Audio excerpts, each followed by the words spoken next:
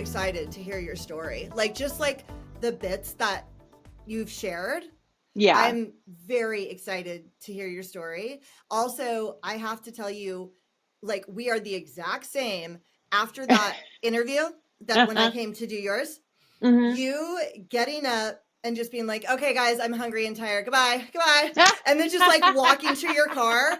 That is what I do. That is how I leave everything. And especially because you record multiple in a row. Dude, I do that after one interview. Because sometimes I do them at my house. And afterwards. Everybody's super social. And I'm like, it's time for me to go. Yeah. I'm not.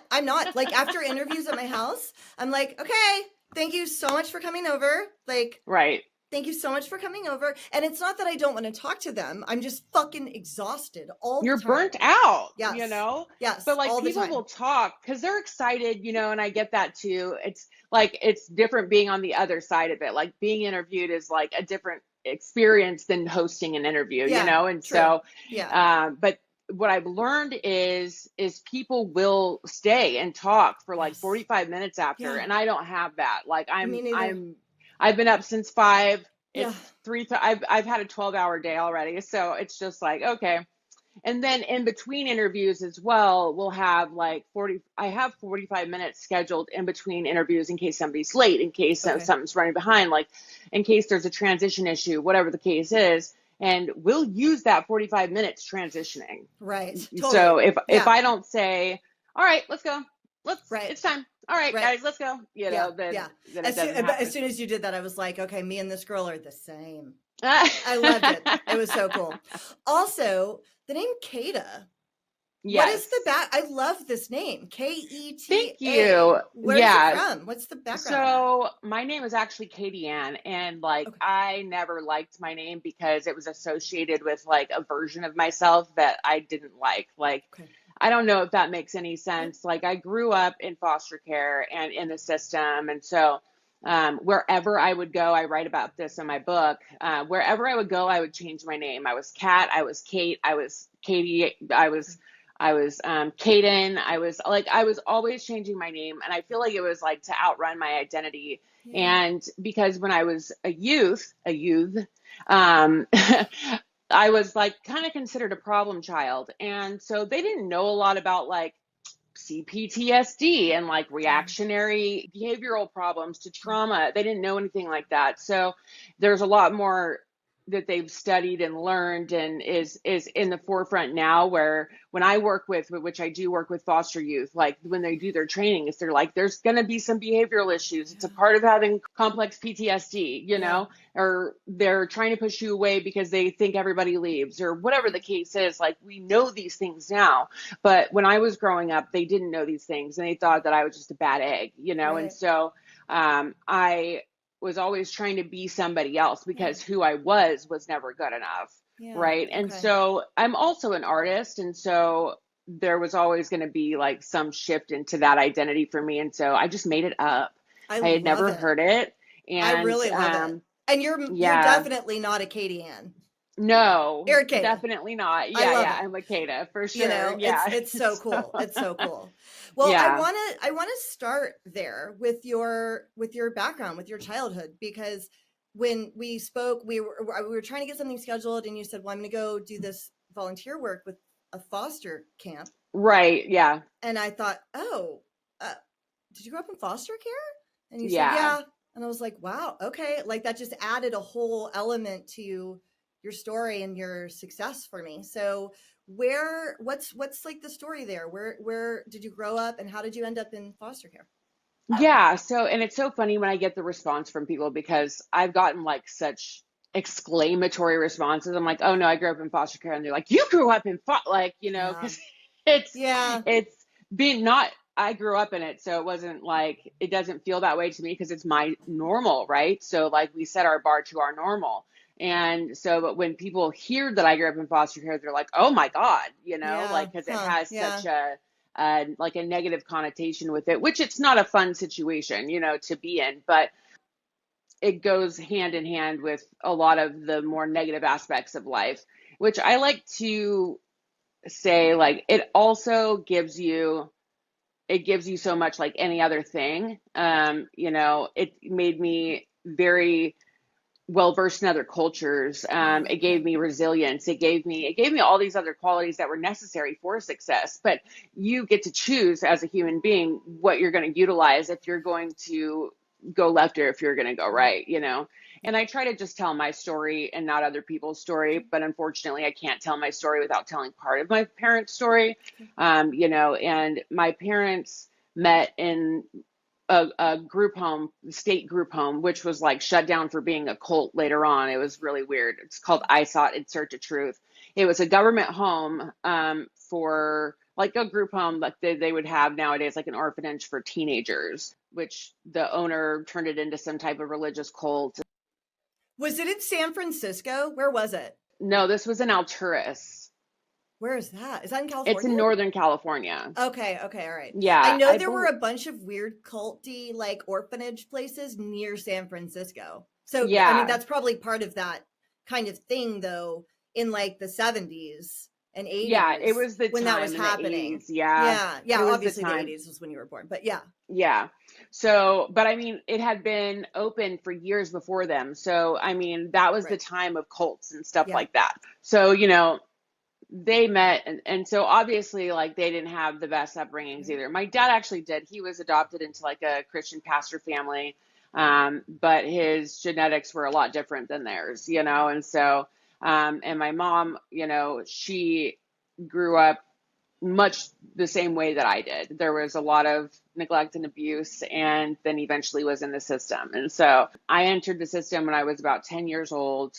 Before that, there was just an array of, I mean, I could go on for hours about all the different things, all the different reasons. Like before I went into the system, there were multiple like calls made, you Okay. know, and Yeah. I actually went to the system multiple times. So Okay. I had gotten out, went back to live with my mom, and then there was an incident where somebody tried to kill me. And so then I went back into the system, you know, One of and them or someone and a friend of theirs.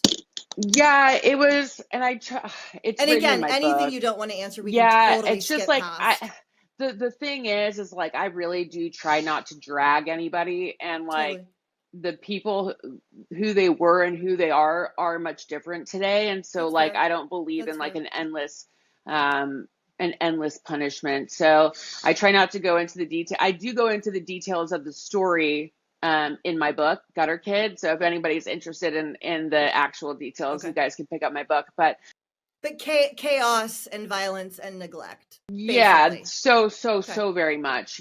I just remember one time, like this is just to give you a scope and a measure. Like I was living at my dad's in a trailer. There was a baby, his girlfriend's two older kids, which were like 8 and 9. I think I was 10, and my older sister that was 12, and they would just be gone for like 3 days, and we didn't have any food. The baby wasn't changed. Like, you Oh know, like no. these were like, Yeah. this was a very normal, and we were covered in welts, and, you know, like Oh, if we came out of the room, because there was partying going on in the living room and stuff, if we came out of the room, then there was, uh, issues, you know, okay. so to speak. Yeah. So we were rescued from that situation that time by our mom, because they would have like these going back and forth of like who was doing better at what time. Sure. Like whichever parent was doing better would typically have the Mm-hmm. kids, and that did mean like addiction and alcoholism issues Mm-hmm. and also financial issues. But my dad was also notorious for like stealing us, kidnapping us. Oh, okay. So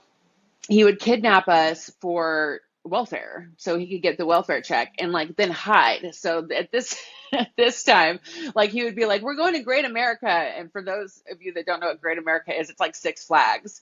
So we would get all excited. We'd be going on this trip with dad, going to Great America, and then we just never went home. And like that was like a normal occurrence. Yeah. Like it happened a few different times. So there were times when the parents were like, here, take the kids. And then there were times when the parents were stealing the kids. And so it Yeah. was just a very tumultuous, crazy upbringing. Do you Yeah. remember, because you are, so you, do you know Narcan Nate? He was my co-host for a while. He's really big in the harm reduction community. You may have seen him on social media. He is the only other person that I know when he was like, I don't know, 5, his mom, and he shared this publicly, his mom kidnapped him from his dad.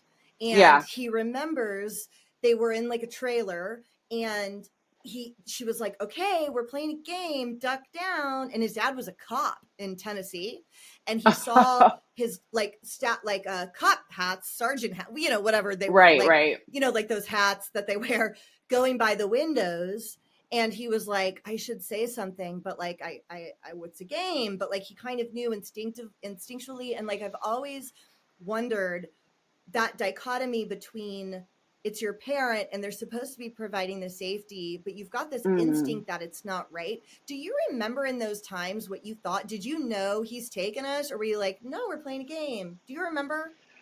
It wasn't like it was a game. It was like I was pissed off we didn't get to go to Great America. You know Sure. what I mean? Okay. Like I was Yeah. just pissed, Okay. and I'm like, this again, Right. And so Yeah. because Okay. it's your parent, and like there was never a time where we were fully alienated from either. Like when we lived with our parents, we were both like, it was a lot of back and forth, like Okay. never spent one full year at a school. It would be like 3 to 6 months with one, 3 to 6 months with the other, and then driving in between, like Okay. meeting at halfway points to drop the kids off. Sure. And they had a very, very dysfunctional relationship. So it was Yeah. always some big blowout. And so, as to that, no, I think, you know, sometimes when he would, I would be like grateful because it Yeah. was a really bad time Sure. with the other parent, Yeah. and I'd be like, oh, thank God. All right, like Yeah. so we can breathe. But then I was going into another hellscape that like, Yeah. but again, like my bar for normal was just so low. Right. So it was kind of like there would be a breath from one type of dysfunction into another, and then it would only be so long until you're like, I'm scared. I I'm actually have terrified. so much empathy for your parents, because Mm, they were obviously, I'm going to assume, maybe addicts. And you never want to lose your kids, though. Like you're trying, and I know that because I went to a program for women with children. They let me go because I knew the program owner, even though I don't have kids. And yeah, all of the women had lost their kids, and they get talked all this shit to. Like my friend Daniela, when she got arrested, she didn't know where her baby was. He was with her grandmother, but like she didn't yeah, know. And I would see them in group, and they are destroyed. They're yeah. so sad. They can't believe they did this. I'm getting like emotional Mm, thinking about it. Like they can't believe they did this, and they're going to do yeah, everything they can to get their kid back. And I know that the type of addict that I was, I would yeah, have done the exact same thing. And I think it's wild to assume that, like, oh, well, if I was pregnant, I somehow would have kicked heroin. Unlike anybody, 99% of people are yeah. unable I've to. seen But it. you know what I mean? So, Yeah, anyways, like, I'm so sorry that you went through that experience. But I also don't want to paint your parents with any sort of negative brush, because addiction is hard. And I'm sure they were doing their absolute fucking best. You know what I mean? yeah. I think about it, and I don't think about it much anymore. So I don't have a relationship with my mom right now, and I have in the past, and like it's been a point of contention with just forgiveness. Like it seems to be that I can't have a relationship with her and forgive her at the same time, Yeah. which is weird because she actually wasn't one of those, like she made a choice to not have her kids. Okay. So it was a little bit different, but still there's so much that I can understand and so much that I've had like just given grace and compassion for, because God only knows, like to be thrown, have three kids under 23, like the dad's on meth, Yeah. you can't pay the bills. Like life has thrown you curves. You don't have any Yeah. parents. You know what I Yeah. mean? Like you were Right. never shown what it was like. You're filled with trauma and post-traumatic stress disorder. You're reacting in ways that you didn't know, like that you don't have any choice. You're completely in your reptile brain. You don't have any choice as to the decisions that you're making, and nobody ever taught you any fucking thing. And so I have so much understanding and grace and compassion for that as well. And like, I know, and this is a spiritual belief that I hold, I know that I wasn't supposed to be there. I know that I was supposed to live the life that I lived so that, for one, maybe I could help other people. For one, it made me God's kid. You know what I mean? Like when you don't have parents, you're just God's kid, Mhm. And so that has been and rang true so many times in my life where I have had like just the craziest miracles happen to me. And it's because my father is like God, you know what I Oh, I mean? love And that. so, and so I know that even though I didn't have parents in the sense of, the two model, mom and dad and the family unit and the nuclear family, I had parents because I had God in my life. The entire, like my relationship with God was always so, so close. And it gave me like this insurmountable faith, because I was always at a fork in the road. Like my back was always against a wall. There was no breath to be breathed, in the rooms that I was in because of the amount of it. Just chaos begets chaos. And so when that's what you're used to, that's what you attract, that's what you're going to be around. And so I was always in these situations where like my life was at risk, you know what I mean? And Yeah. like until I was around 26 when I got sober for the first time, like I was always in like life or death situations, Oh, and I was always covered. I was always protected. I was always provided for. And so I'm almost grateful in a way because it taught me to rely on God in a way that I think is like, man, if people could learn to rely on God the way that I had to, not the way that I wanted to, but that I had to in order to survive, they would realize that there is nothing that can happen to you that God can't swoop you up and like and take care of you, you know? that is one of the most beautiful things that's ever been said on this show. Nah. Just already, Yeah. we're 15 minutes in. That was amazing. Yeah. And what a beautiful way to look at it. And I know I want to, move forward with your story, but I'm glad that I touched on that, and I appreciate you sharing a little bit, Yeah. because just that messaging alone is so beautiful. Like you said, you can choose. You can choose to let it define your future too, Mm-hmm. or you can choose to allow it to give you grace and faith, like you said. Right. What a beautiful way to have come out of that situation. Yeah. I'm better for it, to be honest. Because I would have only had like when we're born into a family, we're born into a belief system, we're born into habits, we're born into political beliefs, we're born into all of these things that are preset for us. And usually we do not divert.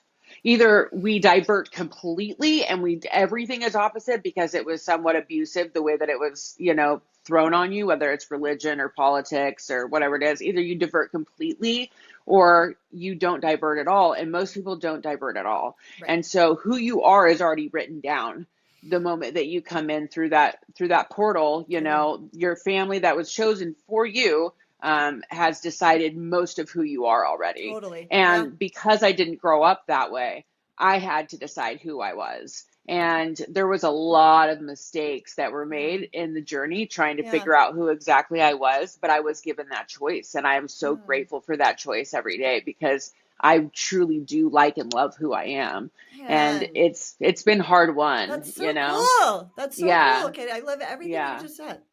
Okay, Yeah. so you end up in foster care at 10. Yeah. And when do drugs and alcohol enter your life, and what does foster care look like generally? So foster care was a hit or miss. So there was really abusive homes and then there were homes. I remember I would always I'm not normally this religious on podcasts, or I'm not really religious, but I'm spiritual. But I remember going into the foster homes and scanning and looking for a cross on the wall. Like that was always what I would like. Is it a Because good that was home or not? worse. Because that was It worse was, if they had a no, it was cross. better. Okay, It okay, was okay, okay, better. okay, okay, good, Yeah, I would okay. always look to see if there was a cross Oh, because I felt like they at least had some type of moral compass that they lived by.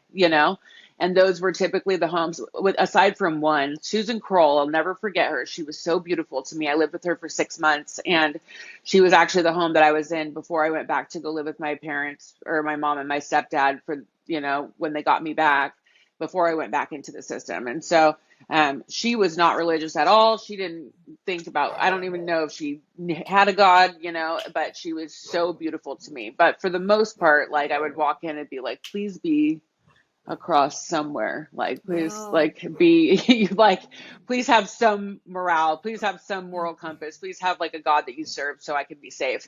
There were good ones, there were bad ones, and there were ones where you were a check. And I think that's the thing that a foster kid really has to get over, is like the fact that they get money for you. Yeah. Like, because if you just feel like a check, like nobody loves you, that somebody has to be paid to Yeah. tolerate you, oh, that makes me emotional. But Makes me yeah, emo- so Well, that's so true because everybody else's parents do it for free. Actually, they spend yeah, a ton of they money, spend a ton but of money. somebody has to Yeah. be And paid to so, have you. but I will note that I'm not emotional for me. I'm emotional because I see it in the kids that I mentor and stuff, that they don't have that safe place. They don't have those core people that they know what home is. They don't know what home is. I've found home in a lot of different places, and I'm, like, I know what that is now. But for those kids that are going through it now, and they're walking through the foster care system, like, that's something fundamental that so many people take for granted. It's like, I was talking to somebody the other day, and they were like, they have a really good relationship with their mom, and I was like, you're so lucky. You're so freaking lucky to have such a beautiful relationship with your parent. And they're like, well, I never really thought about it. And I was like, well, think about them not being in your life and what a hole that would leave. Yeah. And they're like, oh my gosh, you're right. I really do take it for granted. Yeah. And I'm like, yeah, a lot of people do, because they don't Most know people it. do. They don't know the difference. You know Yeah. what I mean? So Yeah. yeah. So foster care was like, it was always trying to find your place, always trying to fit in. So I had actually tried drugs when I think I tried meth at like 11. Some guy gave it to me. I did a line of it, and I wasn't impressed. I was like a hellion, so I got labeled that. So I became that. Like, I was a Yeah. bad kid, and so Mm-hmm. I would do these things, but it didn't stick. And I remember I was with my first love, and we were at this party because it was in Chico, and Chico is like known for being like a party school. And I Yeah. lived a few miles. I lived in Paradise, the town that burned down to the ground in the Clark Oh, fire. Yeah, that's where I yeah. lived. Okay. And so we would go down on the weekends and go party with the kids at Chico State at the zoo, and like drink, do keg stands, and like there were some party drugs floating around, but I wasn't in it, and I was really truly afraid of drugs because of the way that it, took over my parents' life. Then I remember my first love, he was like, I kind of want to do coke. And I was like, absolutely not. If you do that, I'm leaving you. I'm not going to be with you. Like, I was so adamantly against it. And it's so funny because when we broke up, I went to this party and I was heartbroken. I was like, it was your first breakup, like, that's the worst one. Like, you Mm-hmm. never feel like Yeah. you feel that one. And they were doing ecstasy. And like, this was rave time. This was time when like everybody would get in the car, pack in like clowns in a car, and like go to San Francisco or go to Oakland or go to Sacramento or whatever, and like go to these underground raves that they would have. But you didn't need to when you lived in Chico, because there was basically a rave every night at somebody's little sardine can apartment. You know what I Yeah. mean? And so I remember rolling for the first time. Actually, the first time I did coke, it was with my dad, because he lived in Paradise too, and his friend had it. And it was like, I was going through this breakup, whatever, and like they were doing it, and I was like, "What's that?" And What age are we talking? I was 16. Okay. And your dad Yeah, said, try some? yeah, he was like, whatever. He was cool, dad, you know. And so that night, he got like beyond wasted, and his friend had to like carry him inside. I remember just like going to the grocery outlet, like high on coke, and like just staring at the hair accessories, just like looking at all the hair accessories, and like feeling like being like just so like electrified, and Yeah. just, I'm like, I'd only had one line. It was good stuff, like, because I And know the difference now, yeah. and Yeah. so No, some so old school addict like your dad and his friend living in Paradise, they got good shit. I fucking already know. yeah, I just know absolutely, that's the guy that like gets absolutely. good stuff. Also, electrified and not sad. Like for me, Yeah. when I did cocaine, oh, you and I have talked about this. It was our spirit Yeah. animal. I Yeah. wasn't sad. I was Yeah. so sad. I didn't even know how sad I was until I did Yeah. cocaine. And I was like, oh my God, I can't live that way anymore. I'm too sad to exist. And I felt the same Right. way on ecstasy too. On ecstasy, I would try to make myself think about something that was upsetting me, and I couldn't. Oh, really? Yes. That's interesting. I wouldn't Yes. even like, there were so many things to upset me or try to upset me Right. that I wouldn't even try because I Yeah. tried ecstasy for the first time that night too. Like, went back and like, I ended up staying at his friend's house because he was all fucked up, whatever. And he was like, I have some ecstasy. Do you want to try it? And I was like, that one we just did, that one was good. We should Right. try this one. Absolutely. Most Totally. definitely should try that one, Totally. actually. Like, you've great ideas. You know what I mean? And so I was all for it. And we took it, and I just remember thinking, God, this takes forever to kick in. Mm. I was just pissed at how, at the, the rate at which it was kicking in. And um, man, it was like, I was just in this realm where I was like, this is like God's penance to me Mm. for everything that I've been through. Like, this is the gift that, like, this is what makes it worth it, which is like a crazy thought to have. Like, everything that I've been through, but I can feel Yeah. like this. Yeah. So maybe it's okay. I And get like, that. that's a dangerous line to walk, Yes. And so I ended up going, and every weekend we would just go, and it was, rave stuff. But at this point, I'm on parole. So we skipped past a whole portion Okay. because Let's talk about that. yeah, I was in and out of foster homes, but because I would like get in trouble with the law and stuff, like I would get into a fight at the group home, and I would get a charge for battery, or I Okay. would do vandalism or something. Like, I wasn't like a crazy like criminal or anything like that, but what they want to do is they want to get you on the probationary side, Yes. because then they can put you in jail if they don't have a home for you. And so that was what was Oh. happening to me. Was I was in Okay. juvenile hall, I would get placed. I was in juvenile hall, I would get placed. I was in juvenile hall, I would get placed. And they kind of like ran out of placements for me. Okay. And so they ended up putting me in something called the California Youth Authority, Yeah. which they're all YA. shut down now. I'm YA. a It's YA fucking. baby. It's terrible, right? Isn't it Yeah, really bad?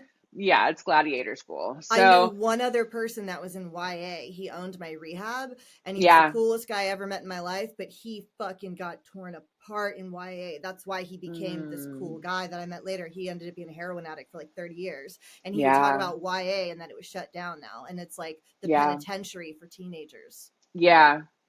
It's not good. No. Yeah, it's not a fun time. And so I did 26 months, and then I was out for 9 months, and then I was out for, how long was I out? I think I was out for a year and a half.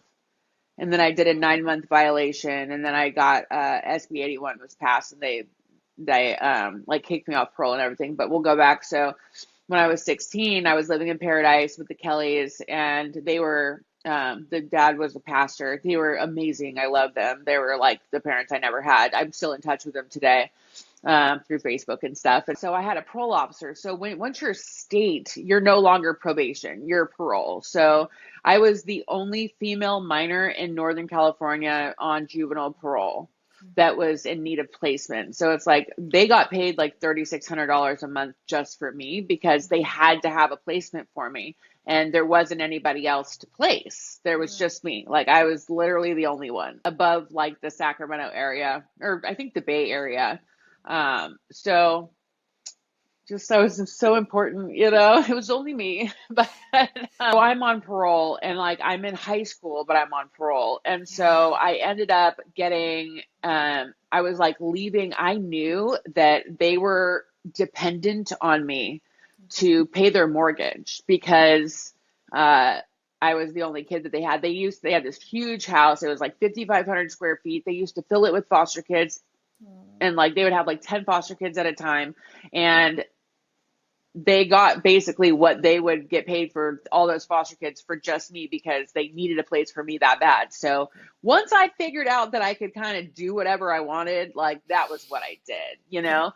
And so I was like living in Chico, and I would come back like on the weekdays and get clothes, and like that's really all I was there for, you know? And eventually that caught up to me. They were like, this is kind of illegal. Like we'll get in trouble if we don't eventually, you know, do something. So I ended up getting arrested, going back to California Youth Authority. And when they booted me out, I did a 9-month violation. They passed a law called, it was SB 81. And what it did was it sent nonviolent offenders back to their county of origin. But I was 19 at this time, or I was over 18. So, my probation was juvenile probation. So the county was like, we don't want her. We sent her to you. Like, and so I'm over the age of 18. I'm a nonviolent offender. I have confinement time left, but it's getting washed. But what gets washed with it is all the resources that I should have had to get out and be reintegrated back into society. And what they did was they gave me $200 and 2 weeks in the Crystal Motel. And so, and it literally is called the Crystal Motel, like, but it's not for that reason, but it's for that fucking reason. And so it's just this tweaker motel. And, yeah, I was just supposed to figure it out. Holy shit. Yeah. Had you graduated from high school? Did you graduate high school?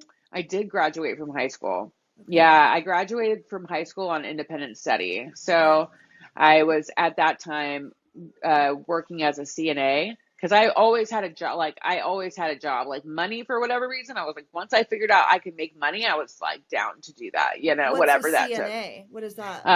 A certified nurse's assistant. Oh. So yeah, when I was like 17, I was a CNA. So I got, there were telltale signs that I was going to have problems because I got fired from that job for getting way too fucked up at a coworker's New Year's party. I had to sleep in his daughter's bed. I was 17. Like I should not have been drinking to begin with, you know. But I was supposed to. This is what's fucked up is they probably would have kept me on had I made it through the next day, the next shift. Yeah. But I went home early from the shift and they knew why. Yeah. So had I like stayed and like been able to muscle through the shift, I probably would have been fine, but I was so hungover that I couldn't, and they fired me. So, but yeah, so I'm 18, just don't have any idea what's going on in the world. I'm like emotionally like 14, you know what I mean? Like I have had no real world experience, other than the 15 or 16 months that I was out and going to high school and stuff. Yeah. But before that, like I was either in foster homes or juvenile hall. So I had spent so much time in juvenile hall and then so much time in the California Youth Authority that like I was completely institutionalized. Yeah. So being put into that in a situation where it's like, okay, be free, you know, I was so like $200 to your name. And a motel room for 2 weeks is all you have. That's all I get. And nowhere to go. Right. And so I had gotten into an accident when I was 13, and I got a structured settlement from it. And so I knew I had these payments that were due to me when I was 21, 25, and 30. And I knew that I could sell them. So instead of like being poor and like being on the street, which was my option, I went to court to sell these payments to a structured settlement company, and at least get some cash to like support me while I was figuring out what the fuck I was going to do. Okay. And I was back in my hometown. So I did have one sister that took me in for brief periods of time, and like, shout out Nikki, you know, cause, I have another sister, Jamie. We were kind of like at odds. I stayed with her for a little bit too, but like we all grew up the same way, so it was really hard for anybody to get any type of, you know, peace or just a functional relationship at that time, you know? And so, so I sold these payments, I get the money, and I'm like, got the bright idea to like sell meth instead, you know, because at that point now I'm doing meth. And I don't even know how it transitioned so quickly, but I got out and I went from doing party drugs to being back in my hometown, which like all there is meth there. Okay. And so I was just doing a shit ton of meth. And like, if you're going to be a drug addict, you have to have money. And so I was like, I don't know why I thought that I was capable of being a No, drug it's dealer. I Like, mean, it's I'm it's like, logical. And I could actually see you right. being capable. Like, not every addict is capable of selling drugs. I wasn't that good at it, but I could actually see you pulling it off. How much money was it, if you don't mind my asking? How much did you get? I think I got 14K. I got 10K the first time because I sold them in increments. I think it Okay. was supposed to be around like over 100 grand that I was gonna get. I think I was gonna get, if I would have waited it out, I was supposed to get like somewhere between 100 and $125,000. And like the first time I sold it, I got 10K, and then the second time I sold it, I got 15. Okay. So sold that for $25,000 Right. basically. Okay. Yeah. Okay. I actually tried to do that once. I called that JG Wentworth. They'll Yeah, buy they're the a worst cash ones. payment. And Yeah. it was so little money they didn't buy it. It was $5,000 Oh and yeah. they didn't even want to buy it. What was the accident that you got into? It was a quad accident. So I used to race Oh, okay. four-wheelers. I was living with my biologicals at the time and my biological mom, and I got into a fight at school, and so I was suspended. And my neighbors that had just bought the plot of land across the way from us, they had quads they would always let me ride. And so I went over there, and I remember I left a note on the counter. It said, "Gone fishing, JK, I'm out riding."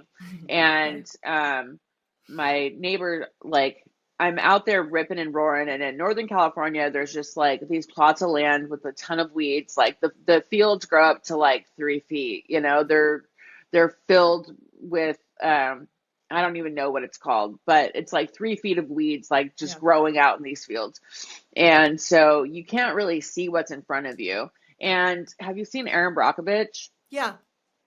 Okay, so because that's a true story, because that happened, they now have to dig what's called a perk test. So a perk test is a big ass hole that they have to test the ground for chromium, mercury, everything, if there's going to be a well on the land. So they Okay. had dug these holes before they built the property, and to get it approved, like they could put a well in, and then they never filled them up. And Uh, so here I am, I'm going like 50, no helmet, like I'm just wearing I was wearing orange pants. I'll never forget. They were my favorite pants. And just ripping in this field, and like everything that they tell you is to like detach from the vehicle. Like if you know you're gonna wreck, like get away from it, like push off and like jump. There was no way that I could have done any of that. It like sucked me in so bad. I like hit this hole and then boof, boof, boof, and rolled, and it landed on top of me. And luckily there was a guy that was on his lunch break, a construction worker, building this house, and he's like not on the roof, which he should have been. And I remember he came and saw me afterwards. There were two of them, and I guess not the one that didn't come, like he just heard a chair, like, because they were in lawn chairs eating their lunch, and like he was like, one minute he was there, and then I just heard a chair, and I just saw him running across the field. And I was like holy laying there, like shit. I like underneath this. I know that I'm fucked up, but I'm like 13 and also like in shock. And so all of a sudden, I just see this shadow of a man, and he reaches down. And these things are ranch quads. They're not like the little toy trucks, you know what I mean? Like they weighed half ton. And so he like throws it. And maybe it didn't weigh that much, but it was No, around I'm that sure it much. did. I'm sure it Yeah, it did. was, And he, in a yeah, yeah. panicked mode, was able to fucking move it like that. I'm sure it Yeah, did. so he like threw it like it was like cardboard or something off of me. And like he's like, "Don't move, don't move." And I'm like, "Okay, I won't move." And so they had to life flight me to Mercy Medical Center, which is in Redding, which is about 30 minutes away. But I just remember like everybody telling me the stories of what happened afterwards, because like I was there, but like my whole face was like road rash. Like I broke my arm in 3 places. I had busted ribs. I ripped my nose off my face. My lip was ripped all the way down to here.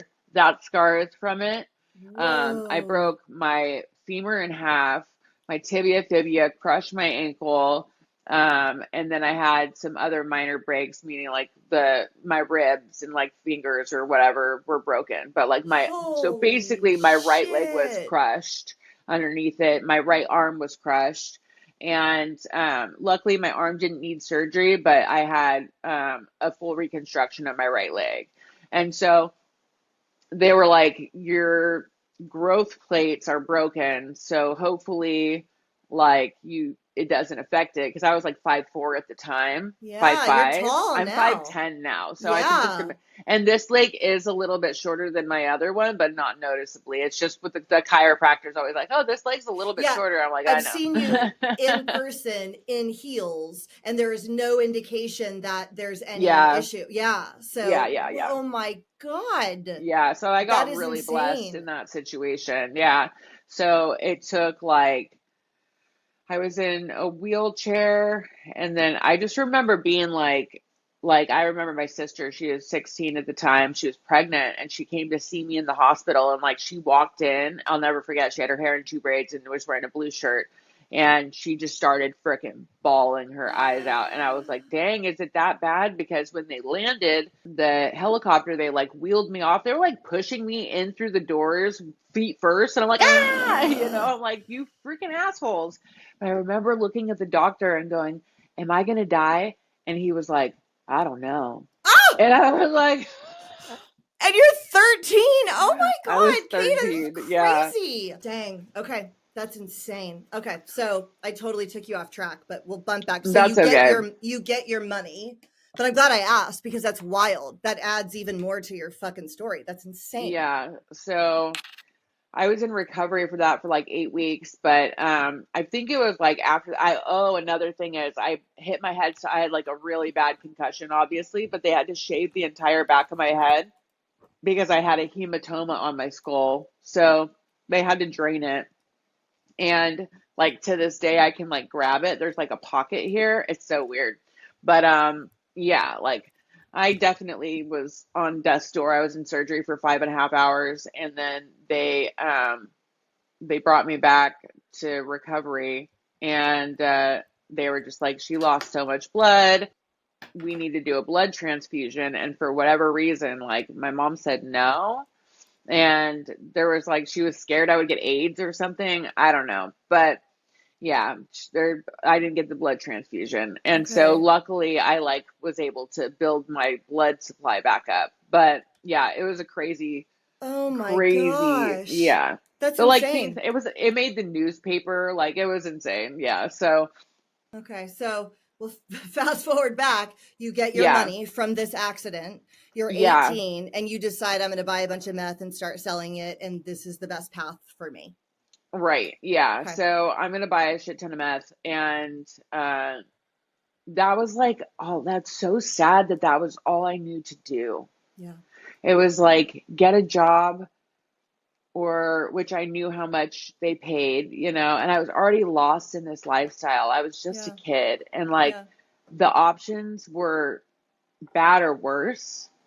And there was like, it was like it sucked me in like a vortex, and there was no turning around. Like I Yeah. was on the path. And Yeah. so I believe there's some experiences that are like fated. Like you don't really get a choice. Like some, like people think that you made the wrong choice until they see what the options were. Right.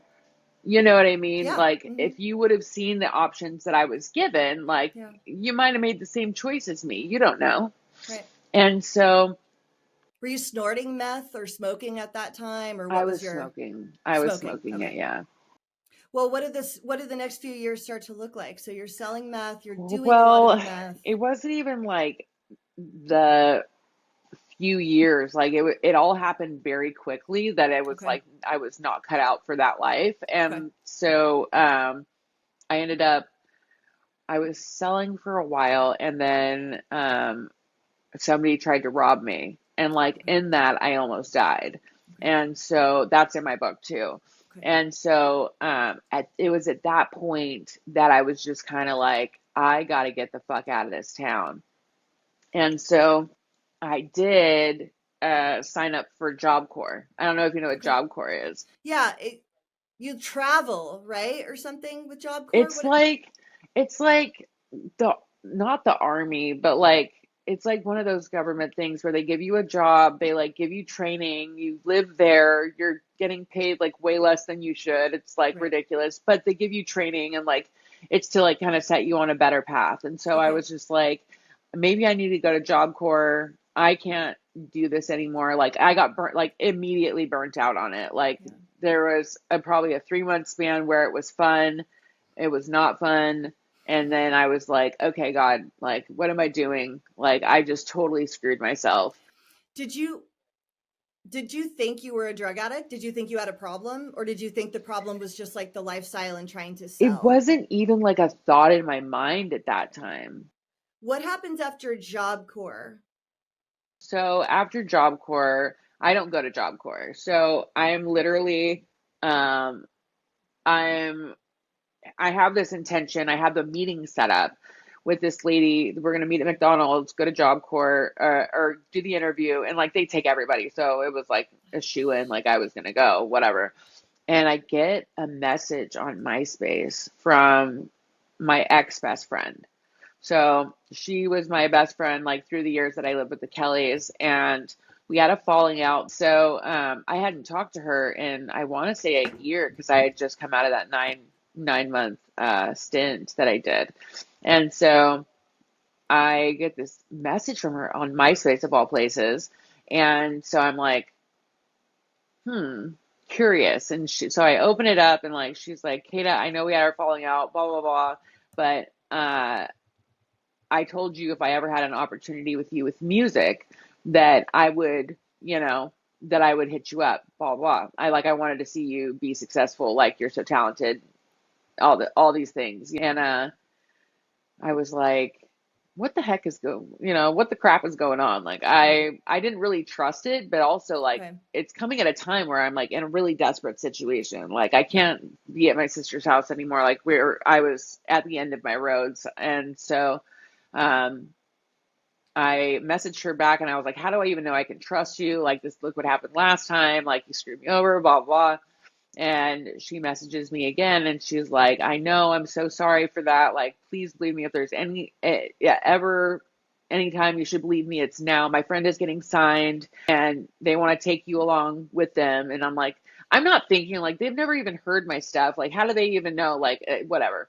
Yeah. So, because you don't have the wherewithal to compute any of that when you're freaking 18, your brain isn't even Totally. fully developed, dude. Like, Totally. you're just Yeah. so prone and to manipulation and you're You're so naive vulnerable. that You're like you're vulnerable. so vulnerable. And not only that, but like I was especially vulnerable because there was nobody to look out for me. There was nobody Yeah. to come look for me. There was nobody to like pass these ideas through, and so and I had been raised in the system. Like I didn't have a lot of real world experience. I didn't, like everything seemed like maybe this time I'll get the love that I'm looking for. Maybe this time I'll get the dream come true, or Yeah. the happily ever after. Maybe this time, and I really like held on to that belief that would happen for me. I was like, okay, what do we have to do? And she's like, I'll get you a bus ticket. You can come out and like you'll stay with us, blah blah blah blah. And I'm like, okay, all right, let's try it. And I remember my sister like getting like a bad feeling about it, and I didn't listen to her. And but in that, like it kind of sealed it because she was like, well, when you fall flat on your face, you're not coming back here.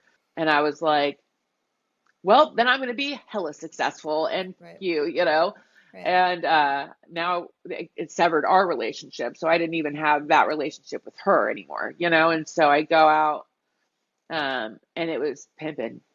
Like it Oh. was it was human trafficking. Like that's what it Fuck. was.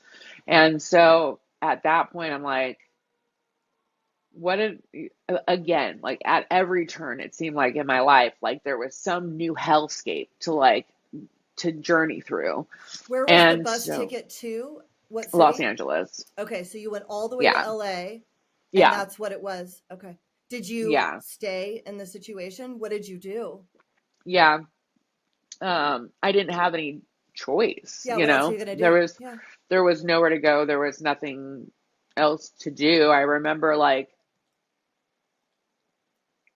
getting really, really high. Like I was leaving to get away from that lifestyle. And once I got there, I didn't know yet what was happening. Like the first couple of days, like it wasn't like they were doing the whole like taking me shopping and like doing like this Yeah.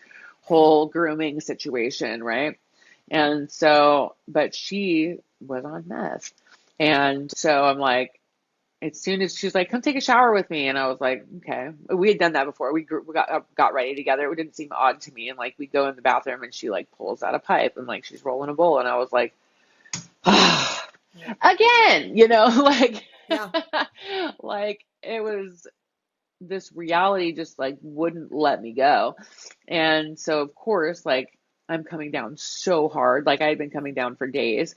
And so she like offered it to me and I took it. And I remember when everything happened and like reality hit that this was what was going on, I was just like, what do I do? And the only thing that I could think to do was to get high Yeah. because I didn't have any, Yeah. I couldn't escape the situation, but I could escape the feeling of it. How did they how did they introduce what it really was? Oh, it was really harsh. It was like he got mad at her because she hadn't told me yet. Okay. And they got into a fight in front of me. And then she was just like, fuck it. Keta, this is what's happening. If you're not with it, then fuck you. You can get on. And like, Okay. I'm like in the middle of LA and Right. like, he's Okay. like, she's not going anywhere. And like, I'm like, wait, what? Like, what do you mean? Like, and I tried to beat the dog shit out of her and he was like holding me back, and like fucking fight a man. So, Yeah. um, she left and was like out waiting in the car, aka getting high. And so then he started trying to talk to me, and then like my brain made up like this like scenario where it did it to protect me. Like your brain will do some weird things when you're in situations like that. Like it'll try to protect you in ways that you don't fully understand. But it made up this like plan to like retaliate against her, but it was like this long, like multi-point plan where I had to do what I had to do there. Yeah. And then eventually I was going to get my vengeance, I get And that. so, You're also like actually a drug addict. And so if they're going to yeah, be giving you meth, then there's also maybe that piece of it where it's like, okay, well, if no, I like I no, you don't honestly, think like so? if I thought that that was it, like I would have, yeah, no, because like Okay. I never had any problem getting it. I was literally trying to stop. Right. Yeah, yeah, yeah. Like Okay. I That's was true. trying to get away from it. I Yeah. was trying to Okay. quit. That's And fair. so, and I had just gone through days of like, of the come down, which, is Yeah. like, no, not fun, and having to do it while pretending that I was sober, you know what I Yeah. mean? And so that wasn't really a factor in it, but it was a factor with, um, numbing, Yeah. numbing what was going on. Yeah. And so, you know, she ends up getting arrested at a certain point. And I finally like got him to the point where I'm like, I'm not doing this anymore. And like, I ended up dancing. And then eventually, Okay. like, I got away from him too. Okay. But yeah, it was like a long drawn out, there's so many stories I could tell you within that breath, but, uh, it was something that changed the course of my life forever as far as like being able to even admit that that happened to me. You know Yeah. what I mean? So, Yeah. and what the thing about that is foster kids are the perfect victim. Yes. Like, there's nobody, like I said before, there's nobody to come looking for them. There's nobody to wonder where they're at. There's nobody to protect them. Like, they're afraid of police because of the system, growing up in the system, like, what am I going to go to? The police? The police arrest me. While I was dancing, I got an abortion. I got pregnant, got an abortion, and I lost my fucking mind. Like I had gotten off meth. I had like quit. I was like doing coke every once in a while, and like I was drinking here and there, but I was like super manageable, like not Yeah. doing like I went from. That's why addiction such a weird thing for me because I went from like being full blown like drug addict to like using recreationally for Yeah. years, Yeah. and so and then I had that abortion and like I I know it's a really sensitive topic for people, but it's just not without consequence, dude. It's It's not, just and I think it's not. really brave to share. I've had a few women Yeah, share on the show that they've had an abortion, and I know more women on the show have had one, and are it's scary to share, right? And it's very yeah, brave of you to share that. But you're right, it's not without consequence, even if it's your choice. I mean, of it's course, it's your not. choice. It Yeah, it cracks a part of your soul yeah, in a way that's hard to explain. And as a yeah, woman, we just it just does, and you live with it, you know? yeah. And nobody wants to talk about that.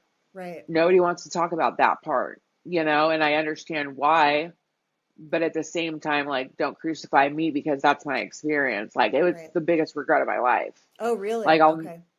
absolutely. Okay. Okay. Yeah, so just not only because of the way that it affected me, but because that's always something that I've wanted, was to be a mom. But Okay. I didn't want to fuck a kid up either. You know what I mean? Yeah. Like, I didn't want to bring them into a situation where they wouldn't be safe or taken care of, like, or they would have ended up in a system like me. Like, I wanted to do it the right way, Yeah. but it did something to my soul. Like, and so it was quickly after that that I was in a situation where, like, I had ended up starting doing pills, and then the pills disappeared.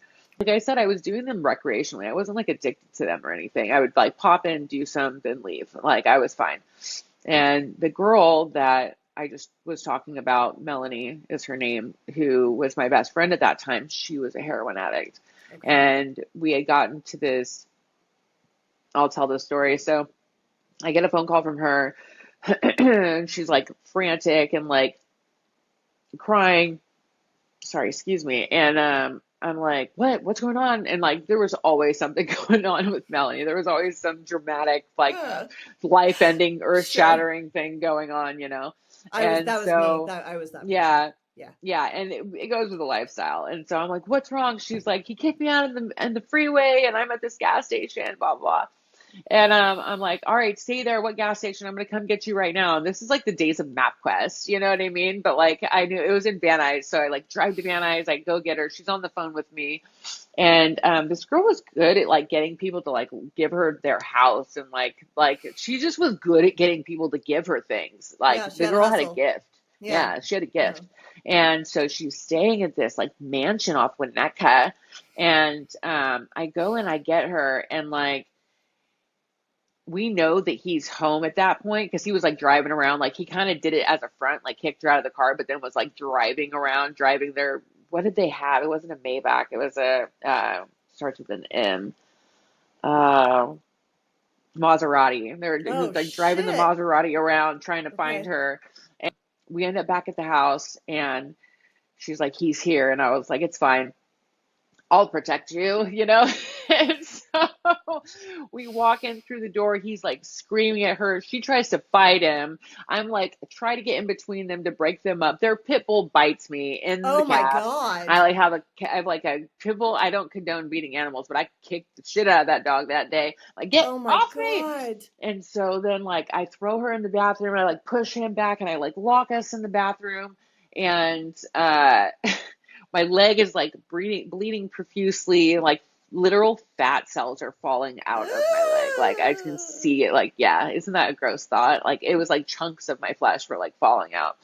And so, um, whoever made those fucking doors deserves like an award, because he was kicking the shit out of those doors, and Oh they were my jumping like off the god. hinges, but they stayed shut. Like, this was like these 13-foot like wooden doors. Like, they were just really well made because they were really well made because you should have been able to kick him down. The way he was like a strong guy, he wasn't like a little Yeah. tiny weakling or anything like that. So, and I just remember him screaming through the door, "Can't find a vein, can you, you fucking junkie? Can't find a vein, can you?" And like, sure enough, like, she couldn't find a fucking vein. She's like sobbing, like trying to like, Ugh.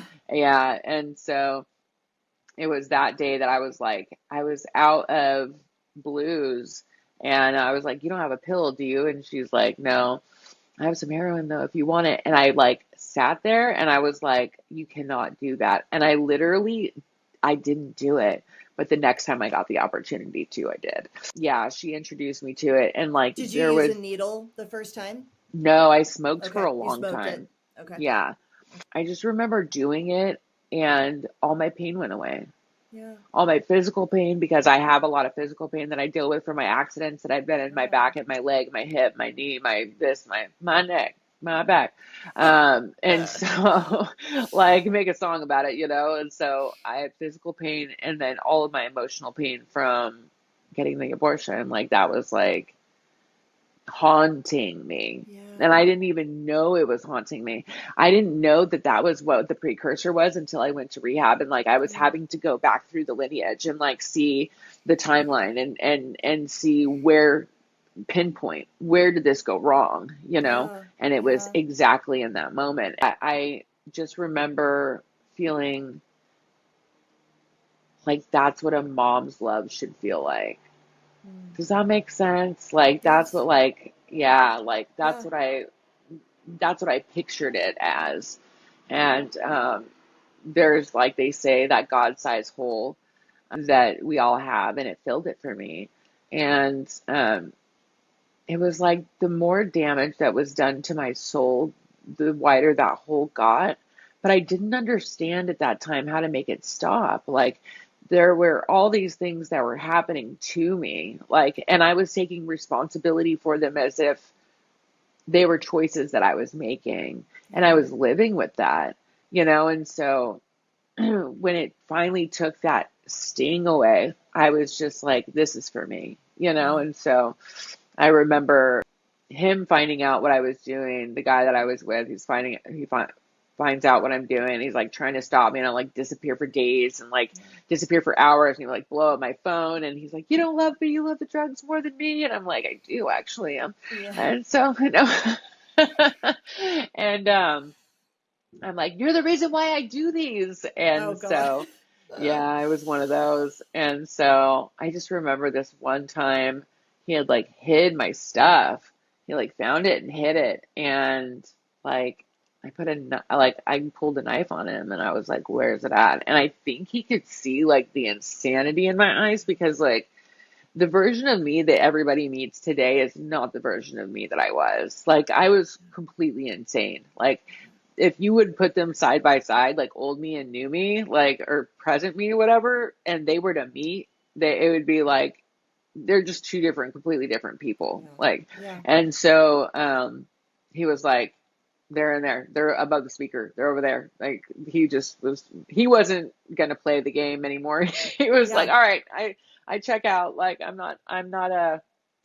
don't trust that you won't do it, And Right. so Yes. Yes. um yeah, and so that was, the life that I was living at that point. Yeah. There was just so much insanity. I was going to the Musicians Institute, and I was like pursuing a career. I was like getting songs, like I was working in the music industry So you're professionally at this singing. point. You're singing Yeah, and I doing was a demo heroin. singer. Yeah.